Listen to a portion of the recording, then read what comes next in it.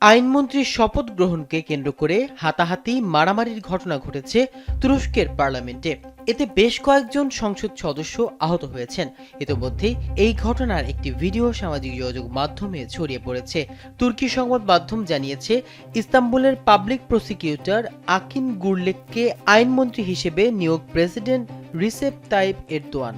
এই খবর সামনে আসার পর থেকেই আপত্তি জানিয়ে আসছিলেন বিরোধী রিপাবলিকান পিপলস পার্টির সদস্যরা। তাদের দাবি, গুরলেক বহু বিরোধী নেতার বিরুদ্ধে মিথ্যা অভিযোগে মামলা করেছেন। এমন ব্যক্তি সংসদে বসে আইন তৈরি করতে পারেন না। তবে নিজের সিদ্ধান্তে অনড় ছিলেন এরদোয়ান। এরপর বুধবার সংসদে শপথ নিতে আসেন গুরলেক। তাকে দেখে ক্ষোভে ফেটে পড়েন বিরোধী দলের সংসদ সদস্যরা। গুরলেক শপথ বাক্য পাঠ শুরু করতেই ঠেলাঠেলি আরম্ভ হয়। কিছুক্ষণের মধ্যেই তা হাতাহাতিতে রূপ নেয় এবং মারামারির ঘটনা ঘটে।